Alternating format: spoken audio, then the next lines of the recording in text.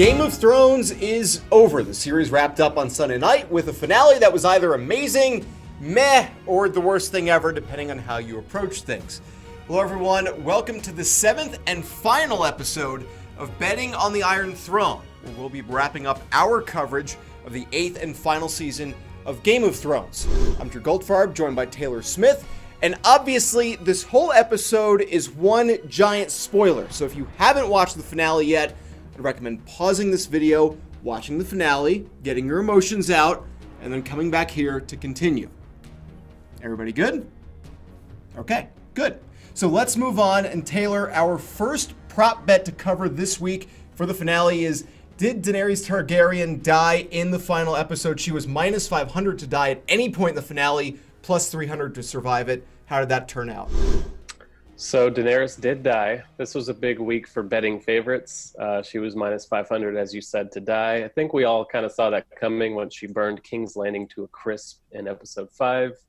But yes, if you bet yes on her dying at minus 500, you probably didn't win much money, but at least you won your bet. Okay, so the favorite pays off on that wager. How did she die? Because there was a prop bet on the how as well, and sword or dagger was the betting favorite at minus 150 odds. Yeah, so she did die via sword or dagger. Once again, the favorite wins. She was kissing her nephew, Jon Snow, on the mouth, and he shanked her.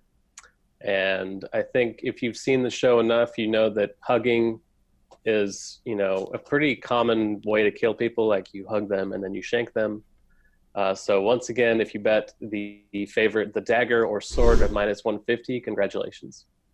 Hugs and shanks is that's what XOXO means in Westeros, I think. I'm pretty sure that by this point, correct, if you're signing a card XOXO, it's hugs and shanks. Who was the first character to die in the finale? Targaryen was obviously the betting favorite for this one too, coming in at minus 1,000.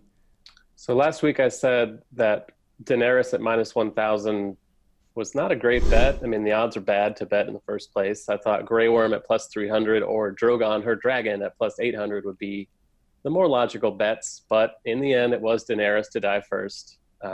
She got shanked. Her dragon was there to see it. Didn't do anything about it. Just carried her away afterward and burnt the Iron Throne to a crisp. So, again, betting Daenerys at minus 1,000 is the bet that won. Well, we ended every episode asking who it would be. So, who was it? Who sat on the Iron Throne? Who was ruling Westeros at the end of the series? What was the payout on the most recent odds for that as well? So 2 weeks ago, Bran was around plus 400, and his odds have been rising, I guess, throughout this series, throughout the final season.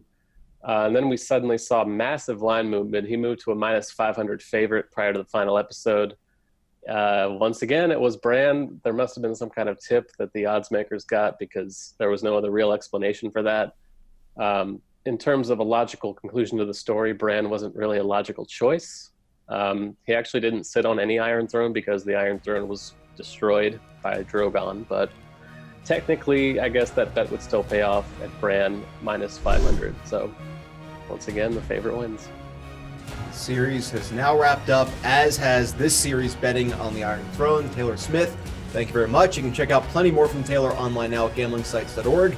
I'm Drew Goldfarb. He's Taylor Smith. Thanks for watching. We'll see you next time.